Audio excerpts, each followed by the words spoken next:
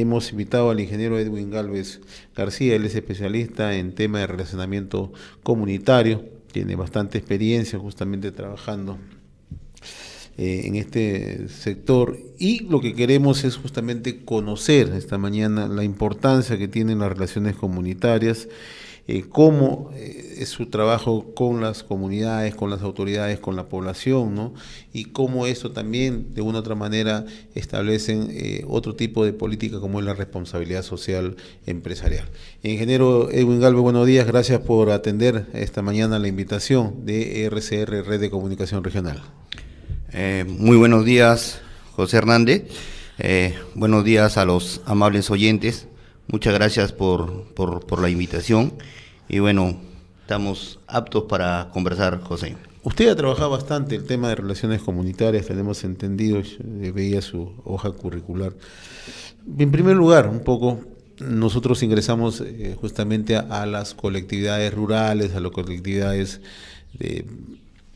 del interior del país, ¿no? ¿Qué entendemos, cómo entender, cuál es la filosofía de las relaciones comunitarias?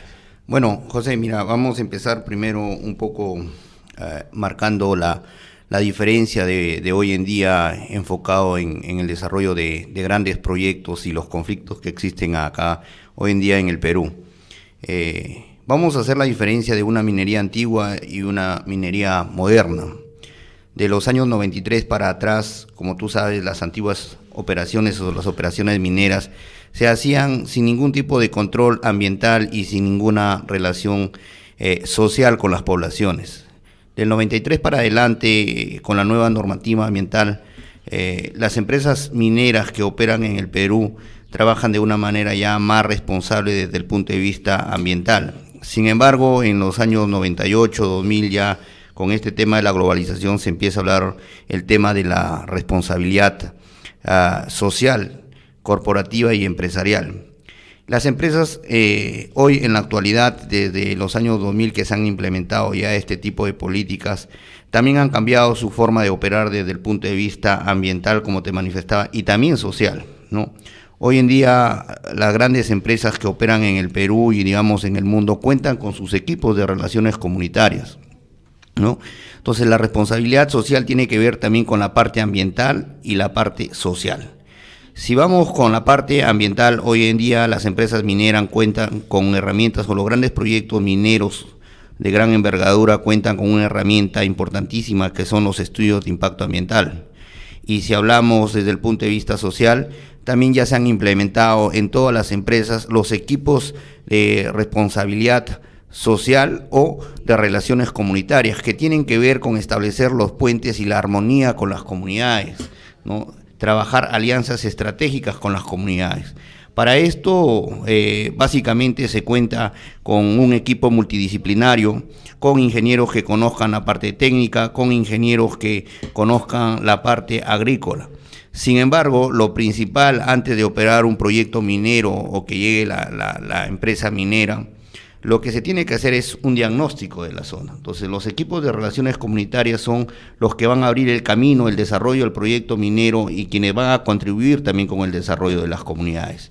Sin embargo, antes, como te manifestaba, hay que hacer un diagnóstico para ver también cuál es la cultura que ellos tienen las comunidades, porque dentro del tema de relaciones comunitarias también el respeto a la cultura, el respeto a sus costumbres que ellos tienen, que muchas veces en la antigüedad no se ha respetado ese tema, se ha desarrollado la operación y no se ha respetado la parte cultural y la parte social que tienen las comunidades. Ahora, este puente, esta alianza, este acercamiento, este diagnóstico es gravitante para generar un nivel de clima social apropiado, sea cual fuere la inversión. De acuerdo, los factores que influyen muchas veces en los conflictos son distintos, ¿no? Así es. Por eso te decía que el análisis y el diagnóstico es importante. Si hablamos netamente del tema minero, veamos uno de los factores que influye es la desconfianza que hay de la población hacia el tema de contaminación. O la desinformación, ¿no?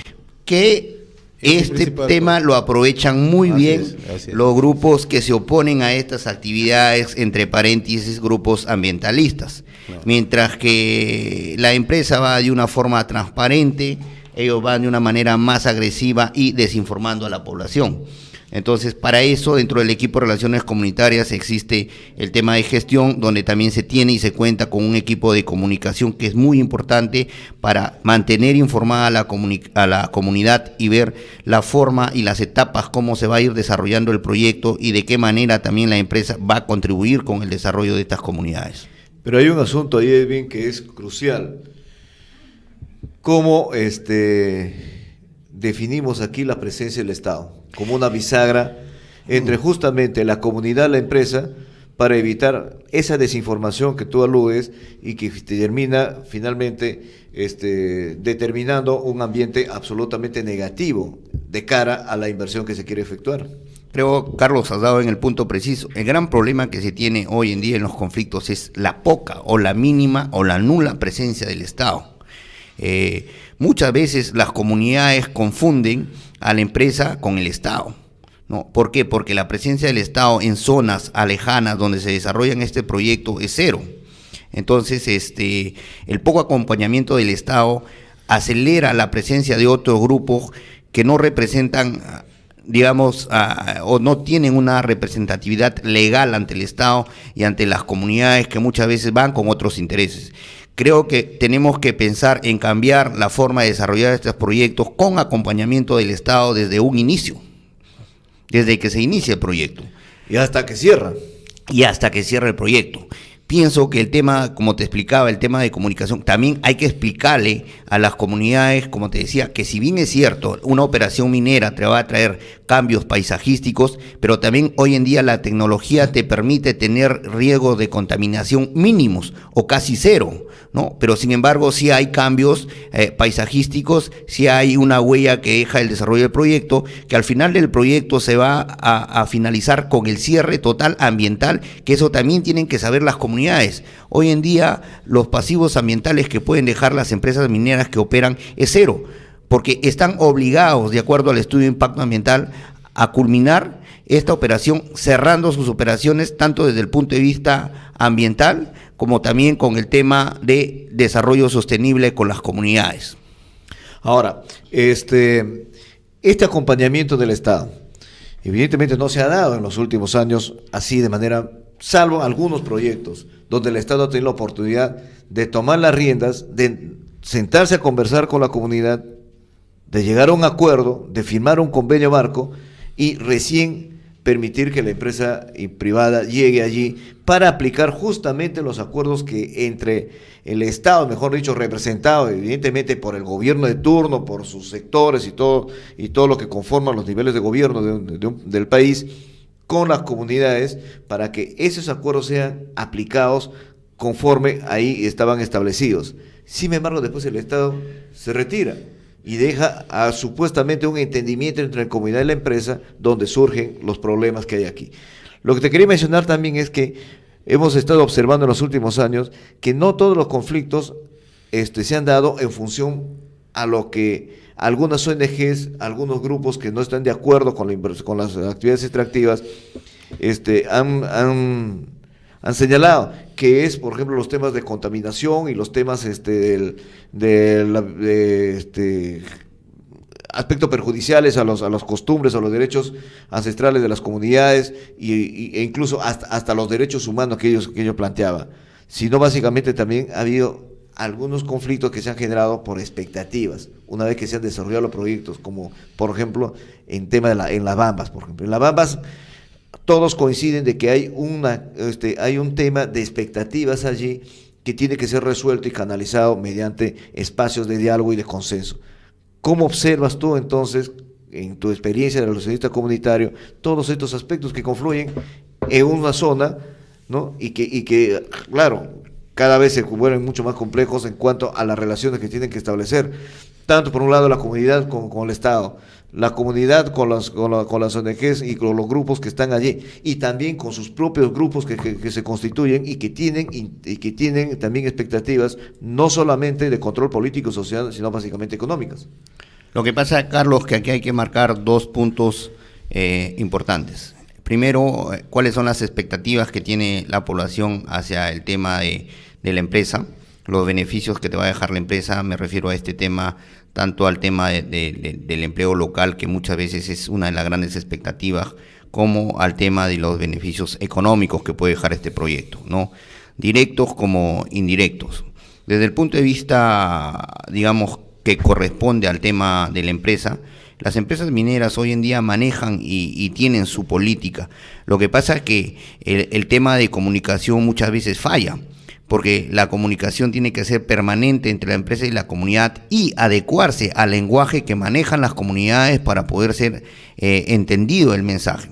Segundo, en cuanto a los beneficios económicos, si hablamos un poco del tema del cano y hablamos un poco de la contribución directa que pueden hacer las empresas mineras, las expectativas son grandes. Si bien es cierto, la llegada de la empresa minera a la zona es una palanca de desarrollo para las comunidades, pero hay que entender que la empresa minera solo no lo va a hacer.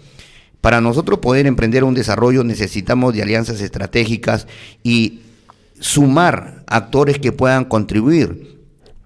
A esto me refiero a que nos tenemos que organizar, empresa, comunidad, Estado, ONG, organizaciones civiles, y ver cuál es la mejor estrategia y cuáles son las necesidades y oportunidades que tienen este tema.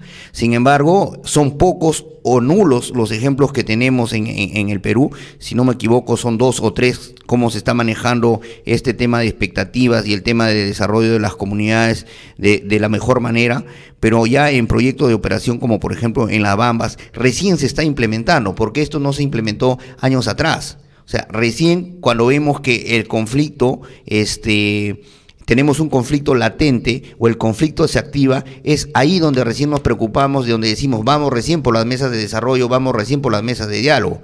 Entonces, lo que nos falta un poco acá es prevenir y tener planes de mitigación que no lo tenemos. Entonces, hoy en día también tenemos que hablar y ver la forma de que la empresa y la comunidad también manejen su mapa de riesgos y ver cuáles son los planes de contingencia o los planes de mitigación que tenemos. No solamente es ir en el momento del conflicto a la mesa y decir vamos a establecer la mesa de diálogo, se acabó el conflicto y desapareció la mesa de diálogo. El otro tema es con el mejoramiento de capacidades.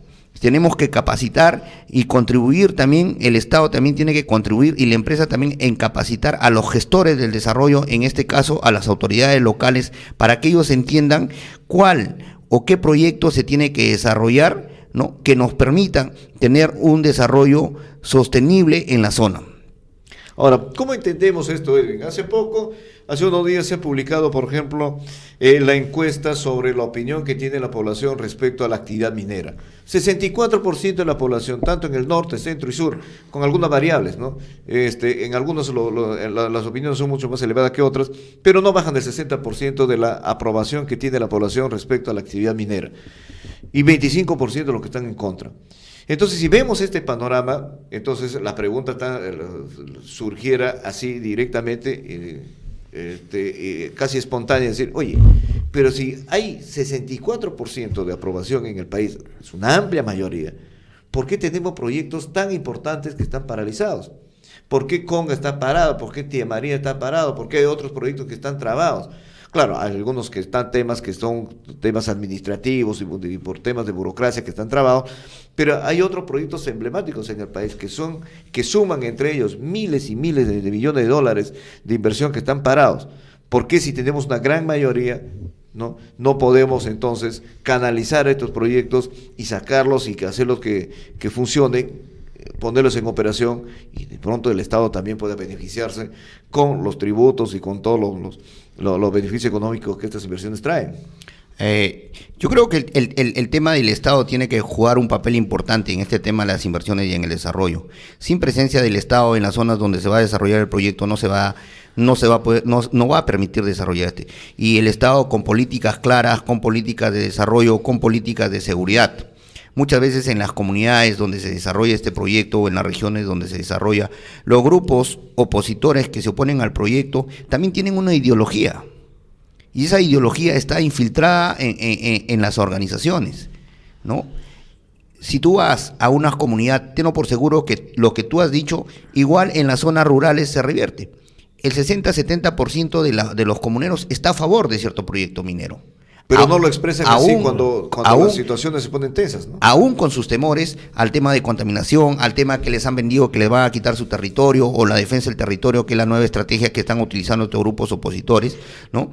El tema es que, como te manifestaba, esta ideología se ha infiltrado en estas organizaciones que generan temor y coacción hacia los comuneros. Y como no hay presencia del Estado, ¿no? Y como no hay autoridades en esas zonas que quieran decir, simplemente estas organizaciones y estos grupos lideran y coaccionan a los comuneros a marchar. O sea, hay presión y violencia. Hay presión y violencia, y eso hay que decirlo. Y el Estado tiene que preocuparse por este tema. Ahora, hay otro asunto. Quizás nosotros, desde nuestro punto de vista, decimos que hay una minoría que está en contra, ¿no?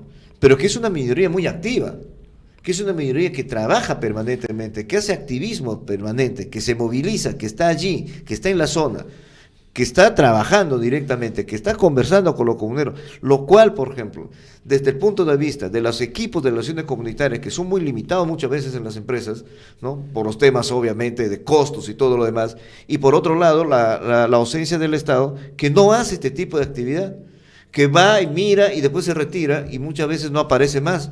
Entonces, en la experiencia del manejo de estas situaciones en los proyectos, se ve con claridad esa diferencia, ¿no? Esa diferencia en el énfasis, en el trabajo permanente y diario que hacen los grupos que están opuestos, y en la ausencia que tiene el Estado, y en la limitación también de los equipos de relaciones comunitarias, que obviamente frente a esa situación y sin un respaldo, ¿no?, desde el Estado, que es el que promueve la inversión en este caso, no pueden hacer mucho.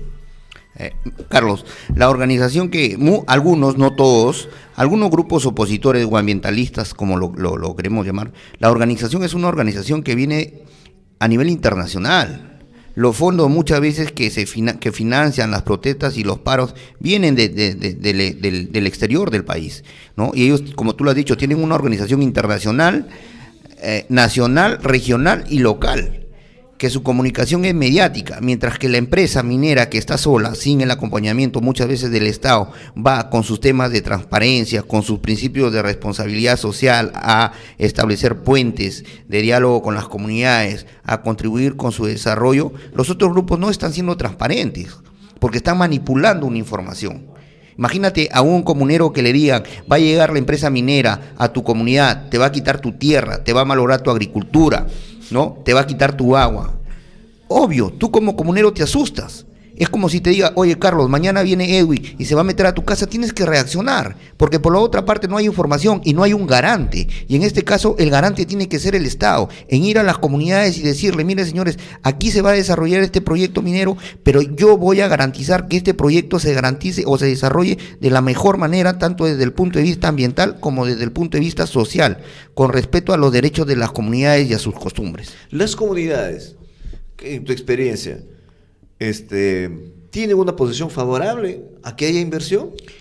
Tengo por seguro que el 70% de las comunidades tienen una opinión favorable al desarrollo y a la inversión en la zona. Entonces, claro, ¿cuál es la palanca que falta en este caso para que eso también se refleje, ¿no?, en el comportamiento que tengan ellos frente al desarrollo del proyecto? Yo creo que lo que está faltando, y te lo digo así muy claramente, es el engranaje. El engranaje, y este engranaje tiene que ser el Estado. Esta alianza estratégica tiene que darse. ¿Ya? Entonces, obviamente, tenemos este tema aquí planteado con claridad. Entonces, ¿qué cosa más se debe hacer? ¿Qué más se debe hacer? ¿Dónde está entonces el tema en el cual nosotros podemos decir, oye, este tema, este trabajo y esta estrategia va a ser de esta manera y así vamos a sacar adelante el proyecto? Yo creo que el involucramiento de las comunidades tiene que ser ya en el desarrollo de este proyecto, ¿no? Hoy en día se está hablando de las famosas empresas comunales que contribuyen y que son capacitadas para brindar los servicios que requieren las empresas para el desarrollo de este proyecto. Yo creo que esa va a ser una herramienta importante, involucrar a ellos, tanto desde el punto de vista social, como también la participación de ellos en la elaboración de los estudios ambientales, ¿no?, y la participación en el monitoreo para que ellos mismos comprueben y vean de que no hay contaminación en esa zona y los resultados no sean manipulados tanto políticamente como estratégicamente para generar un conflicto en la zona. todos los conflictos que hemos visto en los últimos meses, en los últimos años, ¿qué se ha rescatado entonces? O sea, se denuncia, por ejemplo, que hay contaminación, se denuncia que hay una serie de hechos que perjudican a las comunidades, pero no hemos visto informes, ¿no?, que nos demuestren que eso es así. Entonces, ¿dónde se refleja eso? ¿Quién está trabajando para decir, oiga, esto es lo que se está diciendo? Algunos de ellos se han desmontado. Por ejemplo, en el tema de Espinar, nosotros hemos visto, ¿no?, en años anteriores, que hasta se llevó un conflicto por la denuncia supuesta de que había metales pesados en los suelos y en el agua, y que esa agua estaban bebiendo los comuneros. Entonces, cuando se ha hecho un estudio, ¿no?, y si ese estudio se mandó inclusive a laboratorios internacionales para su verificación, resulta que al final, ¿no?, la conclusión es que esa agua siempre ha presentado, ¿no?, niveles de mineralización debido a que pues las aguas discurren por suelos mineralizados también y arrastran pues en el agua eso. O sea, no es por una actividad minera, no es porque en realidad allí se ha desarrollado una operación minera, pero ya se había dado ese mensaje.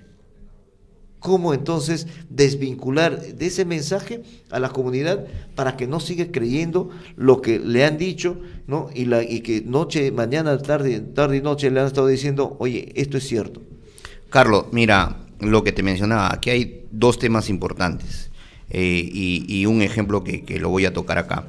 El tema, como te decía, el tema de la participación de las comunidades y el estudio de impacto ambiental te define que los estudios tienen que ser antes, durante y después del proyecto. Entonces, el antes es donde ellos tienen que participar para que vean cuál es la calidad de agua que está encontrando la empresa o el proyecto antes de desarrollarse, para que durante la operación ellos sigan comprobando que esa agua se mantiene con los mismos resultados, los mismos parámetros, y evitar así la manipulación. Si tú te das cuenta, la mayoría de los conflictos surgen o se activan a medida que se acercan los procesos electorales. Y el tema político también juega un factor importante en el involucramiento de estas comunidades, ¿no? La manipulación de líderes políticos hacia las comunidades utilizan este tipo de herramientas como el tema de desinformación de este tipo de informes.